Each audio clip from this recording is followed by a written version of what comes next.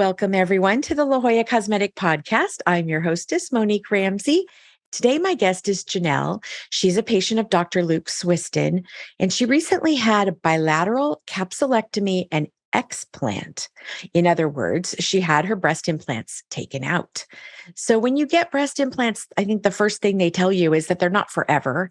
Everybody eventually has to have them replaced or removed at some time in the future. So welcome, Janelle. Hi. Thank you for having me.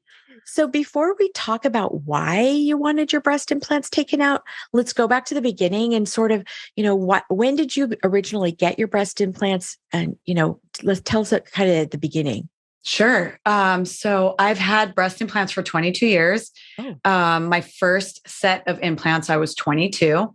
And they were saline. And it was just something, as a young woman, I never really had any breast tissue that developed on my own. I was really thin.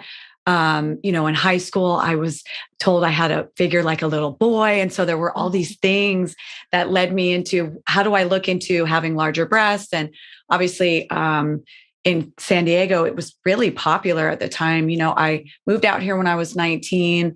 And it was one of those things that I started noticing everywhere that I went, kind of like if you wanted a Tesla, you see Teslas everywhere. So I'm like, I was like, okay, I think this is something I want to look into. And I felt like I waited long enough to see if I could naturally develop. And I just wasn't one of those people that was well endowed. So I looked into it and it became something that I wanted to do. Mm-hmm. And I didn't regret it at all. It was a fantastic journey of mine. And we talked about why you got them. Was it what you expected? It was. And at the time I was ecstatic about it. Here I am. I walked in, one version of myself and I walked out of there a different version of myself. And I did feel more confident and I did feel, more, I fit better into clothing, all of a sudden I wanted to show my body more. There's a lot of things just as a young woman that I wanted to do that I didn't have the confidence to do before I actually had bigger breasts. So for me at the time, it was the right decision, and I felt really good moving forward about it. Yeah. So when you went to exchange your implants from saline to silicone, was there anything going on at that time that you want, a reason why you changed them? I wanted silicone because they felt a little bit more natural. I had friends at that time that were getting silicone that had never had implants before. And then of course, you and your best friends, you're always like, let me see, let me touch, so right. I was like, oh, I like the way yours feels so much better. In addition to that, my implants had, I guess they call it bottomed out. So they had dropped lower to where my nipple was then placed higher up and the implant was, lower in my chest wall. So I did want to have them, redone for that reason as well. Like have my implants higher, have them softer, a little bit more aesthetically appealing as well. Because I had a gap in the center also. And I think that's just because I'm a thin person. And so my body didn't want to hang on to them in the position they were placed to begin with. So, yeah. Yeah. And I heard something really interesting. So we've done a couple different episodes for the listeners in our audience. You can go back and we've done a couple different episodes on breast implants and either, complications with them or, secondary augmentation or first time augmentation. And Dr. Lori Saltz, one of our surgeons, she was talking about saline and that bottoming out, it tends to happen more because the saline's moving all the time. Right. So then there's sort of this, like, I don't know what kind of, in a technical term, what you'd call it, but sort of like that sloshing around is creating an effect that's continually putting stress on the tissue.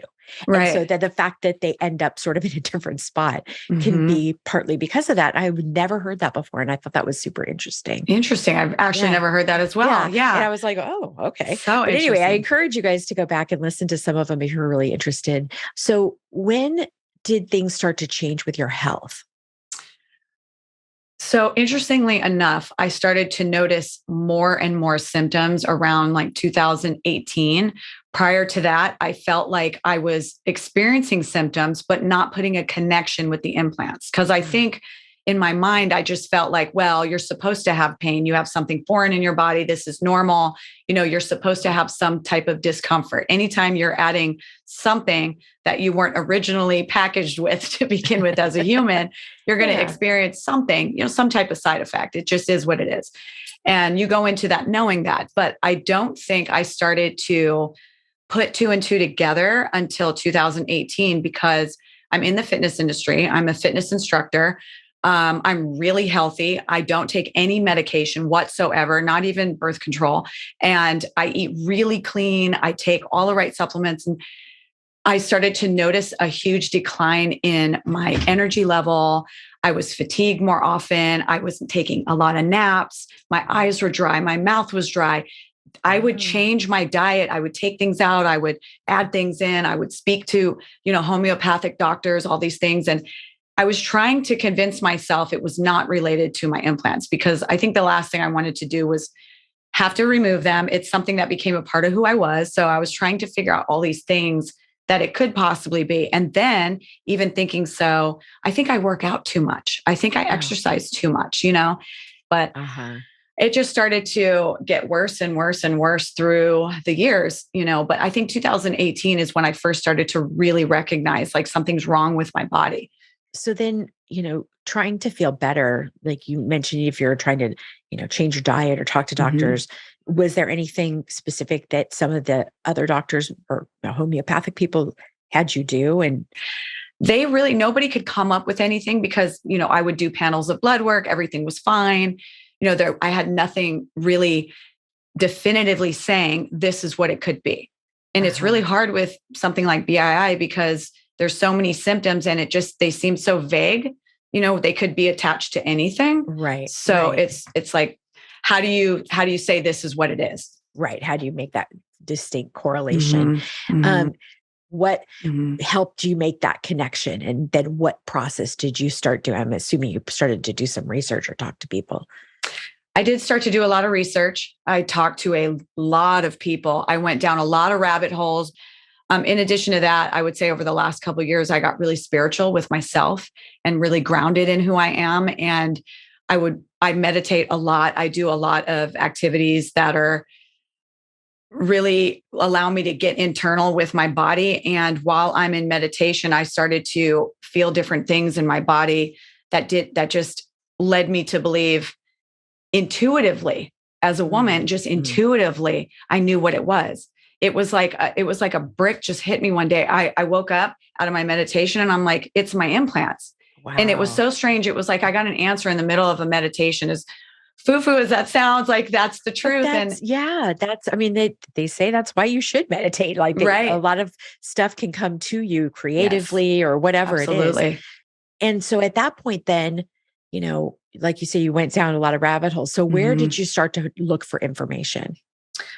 I would Google. I got on Facebook. There's a breast implant illness group that's on there. You have to add yourself and tell them your story. And then they invite you in.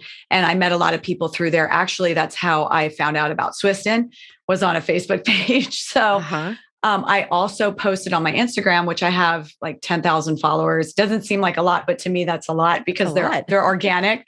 So I'm like, I posted that I was considering getting my implants removed. And if anybody has any information, please contact me. And so I started getting a lot of messages, contact me, numbers and things like that. So just putting yourself out there, a lot of people want to kind of like not tell people what they're going through. And for me, I've always been an open book, like I said. So once I started to do research and put it on Instagram and people reach out to me, I started making those personal connections and having real conversations and finding that people were having the same problems as me post explant. So I was like, oh my gosh. And then I started getting all this information together and it just made so much sense. And then with the meditation, it was just like an awakening for myself. I'm like, I have to do this right now. And I immediately made like 4 consultations the day after I had a strong meditation and an answer. Interesting. So right away you knew you had to take care of it. And so when so you found Dr. Swistun through that Facebook group, is that, and were the other doctors that you spoke with also from that same group of people? They were. I had consultations on Zoom. I had a couple consultations before I even met Swistun. And for some reason, when you just feel like something is the right direction to go without have met Swistun, his name had come up so much through DMs on my Instagram and the Facebook page. And I was like, this is collectively a lot of humans that have been through him and had extraordinary experiences. So I want to, make my consultation and set it up with him. And I actually put a deposit down before I even met him, which is even funnier, When you're going through this process in your mind of like, okay, I'm going to consider these different surgeons, what kind of things were you looking for? Was it like a checklist of clinical items, or was it more the feeling, or both? Definitely both. I obviously want somebody that's experienced, and I like referrals because I trust people with, their stories and things. And for me, I know if I'm going to say I had an extraordinary experience and I love this doctor, it's because I truly 100% do. So I had referrals. I looked into him. I, read about him on his website. I love his story. And in addition to the staff being amazing and coming in and just having all of the T's crossed and the I's dotted, when I met him, he was one of the most human doctors I have ever spoke to. And so that's something that I look for. I don't want to just be a patient that obviously I can get implants taken out anywhere. We kind of know that. And yes, there's a difference with experience level and doctors, obviously. But when I meet a doctor and I just feel like I have no anxiety, I feel at ease, I feel like I'm safe. And when he walked in the room, I felt immediately all those things. So it was just all the pieces came together in that moment. I'm like, this is the guy. Yeah. Now, from that time of that consultation to your surgery, how much time did you book it right away? I booked it right away, but it happened fast. It was like 7 weeks later. Yeah. So once I met with him, I already had an appointment when I met with him. He didn't even know that. I was like, I'm already scheduled. So just based off of a feeling, an internal feeling. Oh, wow. So, yeah. So how did you feel in the days or weeks leading up to the surgery? Oh, I was excited. I couldn't wait. It was like, when you're looking forward to that vacation and you're just like, can the time move any slower? I was just kind of like, can we speed this up and just get to the surgery? And then we ended up having to push my surgery back a couple of weeks because a few days before I ended up getting COVID, which was a super bummer. And I was like, is this really my life right now? Yeah. So immediately, like right after the surgery, usually the doctor, you'll be in recovery. And did he come in and talk to you at all? Do you remember? He did. I actually, when I came out of anesthesia, he was holding my hand. And then I had one of the other nurses on the left side. So he was on my right, she was on my left.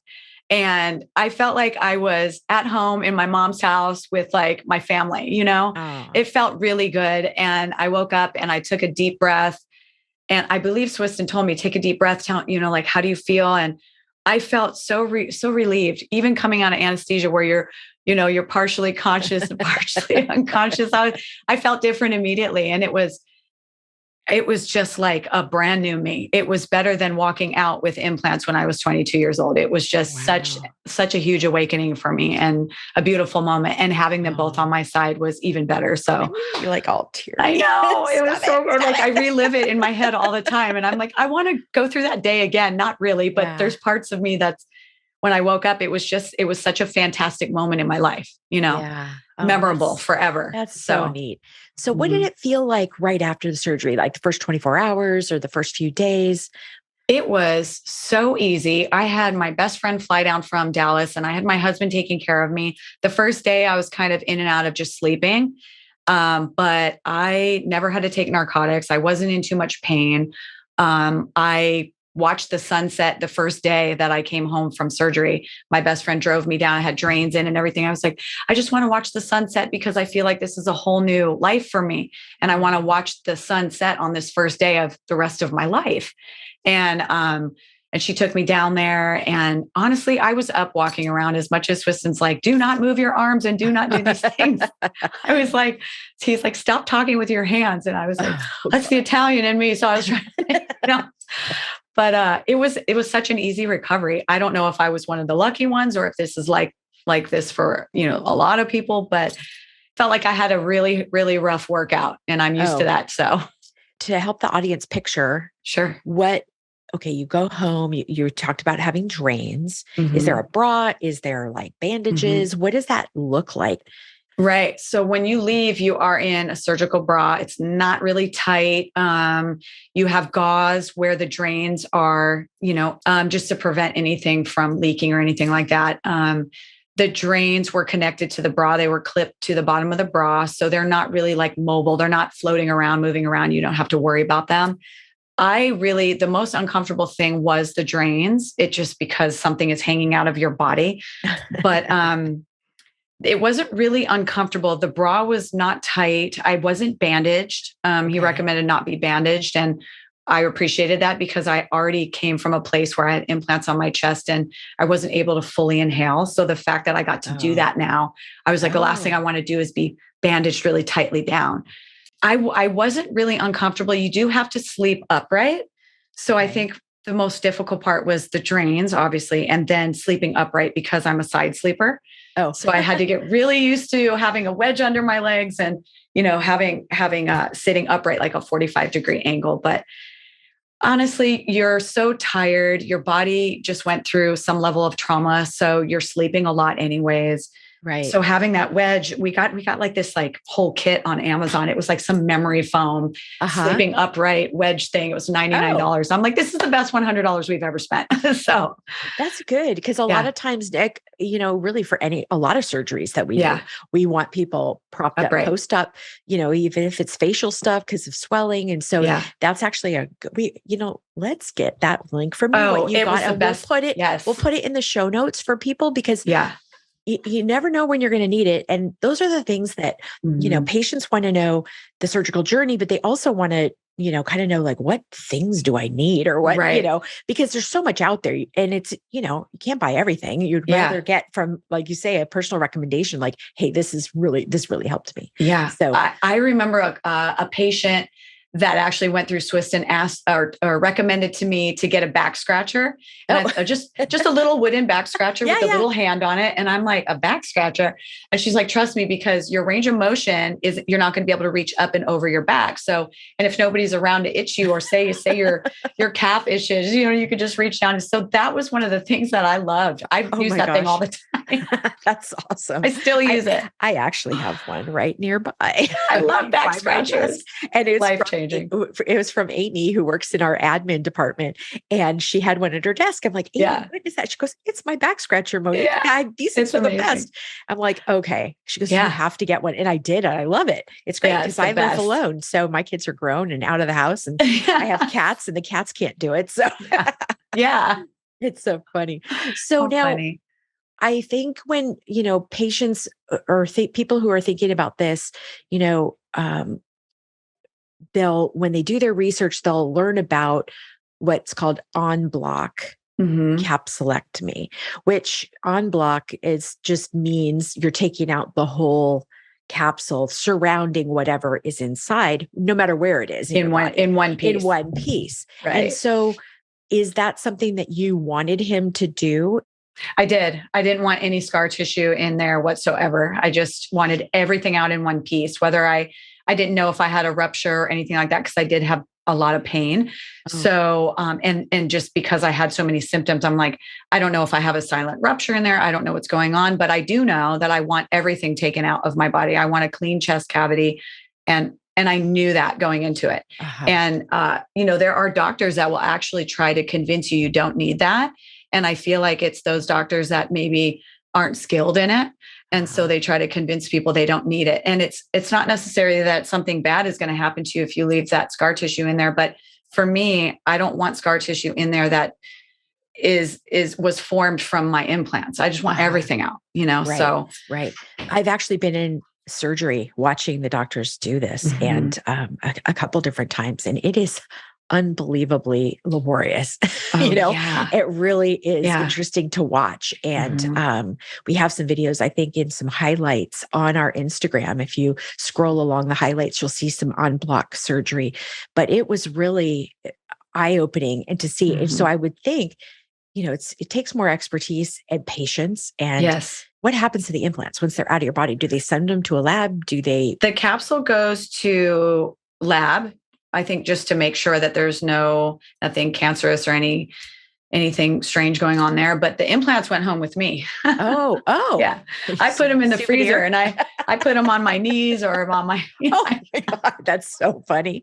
So did they clean them off for you first? I assume. Yes, they sterilize them. They put them in a little packet, like a sealed surgical little bag, and they give them to you. And then we went home, and now my husband and I use them for our traps if we get sore or something, we just have fun with them. The world's most expensive ice pack. Yes. Yeah. Yeah. They work really well. Well, that's interesting. So now when the capsules went to the lab, how long did that take to get those results back? And what were the results? What did they say? I didn't get contacted. I believe they contact you if they find something unusual. Oh. And so mine seemed to be fine. So my capsules were also paper thin, which again, a really skilled, experienced surgeon needs to, that's even more difficult, right? Having a paper thin capsule. So yeah, it's harder to remove. Yeah, it's really hard. Well, you went to the right guy. Yes, I did. Yes, I did. So when did you start to feel better? Like you were saying in recovery, but was it really that immediate? Yes. And my best friend had her implants taken out 3 years ago. It took her about a year. For me, I woke up and I started to feel immediately different with my breathing. I could expand my rib cage fully. I would say within 2-3 days, I no longer had dry eyes. I no longer had dry mouth. My lymphs on my neck were really swollen, and that my face started to look really lean, and a lot of swelling and inflammation in my body started to go down. So I always had watery, thighs, not really weird, but above my knee, I never had that contour above your knee that normal people have. And I would always have swollen, watery legs, and my legs automatically just shrank. My body got really small. It was strange. This happened within a week. It was just everything, all the inflammation started to just die down in my body. I don't even take naps anymore. I used to take a nap every single day. I couldn't go through the day without sleeping. So I would teach in the morning, sleep all day, teach at night. And that was my life for years. So everything has changed for me. Some things happen immediately, and a lot of other things happen over the last month or two. So it's been almost 3 months. Yeah. Oh, so 3 months since your surgery. Yeah. Okay. So not very long. Not very long. Were you worried about what you would look like afterwards, or was that not part of it? I was prepared for it. Okay. Okay. I knew what it would look like. And I also was really okay with it. Okay. I knew that I was going to end up with really small breasts. I didn't realize that I had any breast tissue. So I'm actually pleasantly surprised that I'm kind of on the cusp of a small B. So for me, it's a lot more than I anticipated. I knew that it was not, I knew that it wasn't going to be pretty right away. And certainly it looked, your breast pockets are now empty.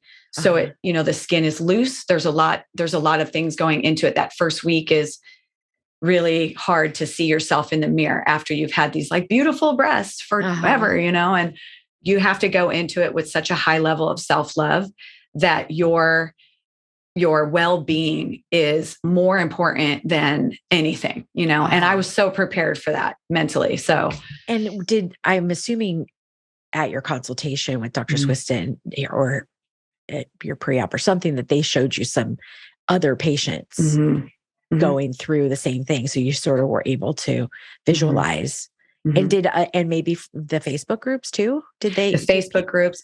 I had a lot of people send me, even the people that messaged me on Instagram, they would send me photos, they would just block out their nipples, or put a little circle over it, but they would send me before and afters. And yes, that first week, that first 2-week period, as the pec is trying to reattach to the rib cage and everything is trying to, restructure in your body. Of course, it's going to not be the prettiest thing ever, but you just have to give yourself grace, allow that healing period and trust the process. And it's kind of just wait it out.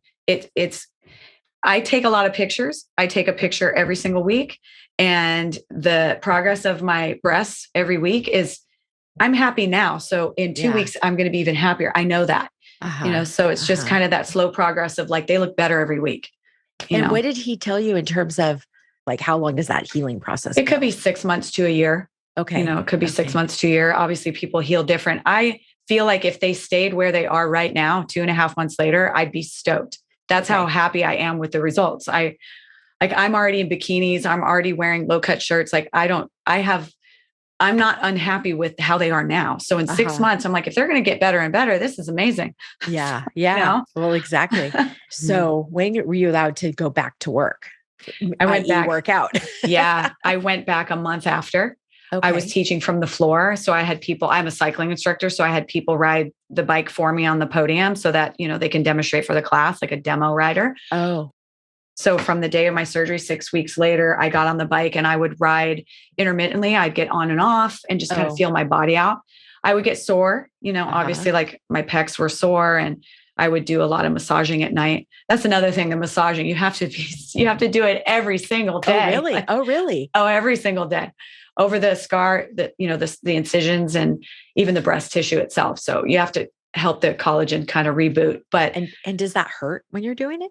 it was uncomfortable at first, Yeah. because the incisions are there, there's a little pain there associated with, where you were cut into, obviously. And then numbness, so it's kind of Right.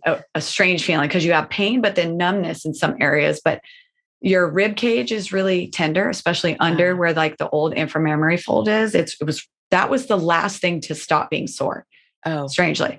so now did Yeah. they take out? So a lot of people, when they've gotten their implants put in, was that inframammary fold. So right in the crease of your breast. Right. Is that where your original incision was, or was it around the areola when you had it was the silicone in the was put areola? in? Yeah. Yeah. Okay. I went through the nipple on this for the implant. Yeah. Okay. And then when they took them out for the explant, it was underneath the breast. Right. It's like It a had a new 3.5 inch. Yes. Yeah. And Okay. that will, and that's lightened up. It's almost skin tone. It does get a little more flushed after exercising, but then it turns more skin tone again. So again, 10 weeks later, it's the incision is really clean, tiny, fine line right where your inframammary fold is. So it almost looks like a shadow, it almost, it's aesthetically kind of appealing because you're like, oh, I like a little shadow there. It's not that bad. Well, and that, scars mature over like by a year, it'll get lighter and lighter and better. Yeah. So, now was there anything that surprised you about the process that you weren't expecting? Surprised me? Not really. Honestly, not really.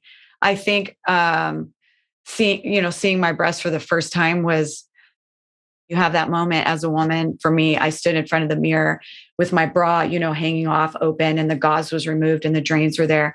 And your breast looks so flat and depleted and, loose skin and everything. And I had that moment. I just looked and I cried. I cried at myself in the mirror because it was such a change, but I was so happy. So it was, you're crying. I was crying for two reasons, embracing my body for this point forward and just saying, oh my gosh, this is a whole new journey and all those things. And like really, really loving yourself in such a phenomenal way. I mean, I would never take that moment back. It was just, so I guess, I think if anything surprised me in this whole journey, not to like pat myself on the back, but it was how well I like processed the whole thing.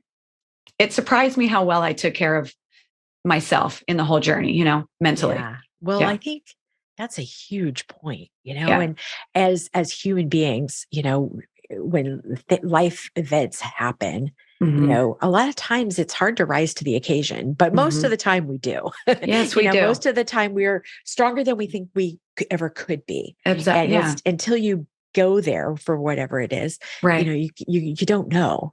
So that's really wonderful that, you were at peace with all of it and were able to, look back and say, yeah, that was okay. I can do, so I can do the hard things. I can do the hard things. And so getting back, because I could think that, especially with this topic, because there's so much sort of controversy surrounding breast implant illness. And there's probably a lot of misinformation out there. When you go into some of these massive social media groups on Facebook, some things can be great, but other things might not be so great. And what advice do you have for people, about the information that's being shared in these groups? Well, first of all, I think the groups are really positive. I think they are there to help people who are feeling symptoms or not understanding their body and have a lot of questions. There's not a lot of misinformation. I feel like there's really good information. There's a lot of links that they drop and things like that. And I think it's the best way to enter into a space where you feel safe. You're with like-minded individuals, most of which have already been through the process. So the best way to start the process, the journey. If you're considering explant, if you're even questioning it, there's a reason you're questioning it. I feel like our bodies tell us things before our minds do. So if your body is starting to experience things and you don't really have answers, I think it's good to go down a deep dive and just kind of rule out different things. Right. And it may not be implant related, but at least you can kind of start to figure it out for yourself, you know? Now, what advice would you give to somebody who's thinking about an explantation? I would say fully, wholly love yourself before you go into that, and be prepared for it, and give yourself a lot of grace as you're going through the healing stages, because it does take time. It's such a beautiful process if you let it be that, I mean, it really is. Like, there's so many things we do as humans that like allows us to elevate and become like a higher version of ourselves. So it's one of those things where you're going to be okay. You're going to be healthy. You're going to learn to love your body. I mean, I think the hardest thing is trying to dress myself, because a lot of things don't fit me the same. But if that's the worst case scenario for me, I'm doing fine. So you will get strong again. You will look amazing. I mean, small boobs are just as fine as big breasts. So Now, what advice would you give to somebody who's listening about how to look for a surgeon? A doctor that will look you in the eye and you feel like you are more than a patient. You are in good hands. You are safe, and the conversations you have with the people from the minute you walk in the door. Like for me, I would look for somebody that you feel safe with and you feel excited to go through this journey with. And they're just as excited for you, just as excited. So yeah. Now, how did you feel about the nursing team around you? Oh, they're so supportive. They're so sweet. I feel like they're like friends of mine now. Like, I just come in and we chat about like different random things. And no, they're like there as part of your journey.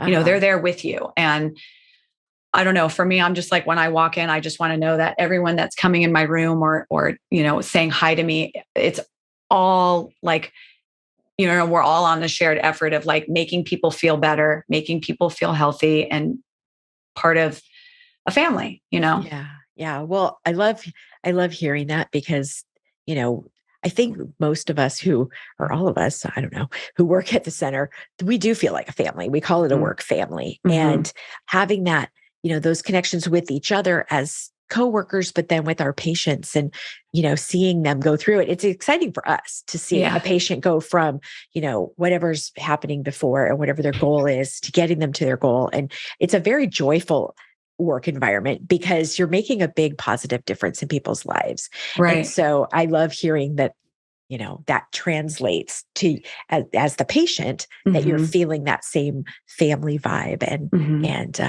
so anyway, so is there anything that we kind of haven't covered today that you might want to mention? Or this whole journey has completely changed who I am. I feel joyous. I feel like I'm remembering names and things in my life, and my overall quality of life has improved in 10 weeks. And it's outrageous to me. So wow.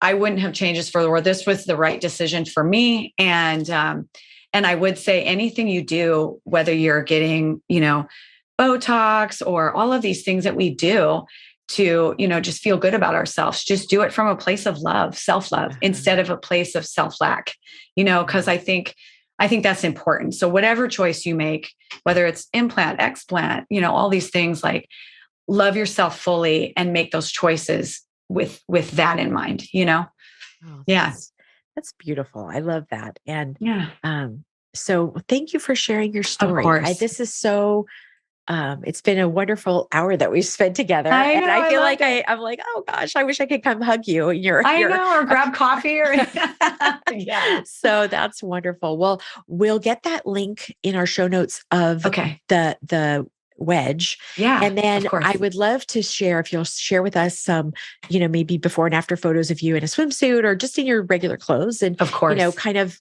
showing the new you on your new journey. Yeah. So for the audience today, if you're listening, you have any questions or want information about scheduling or financing or reviews or before and after photos, check our show notes. We'll have all those links in there.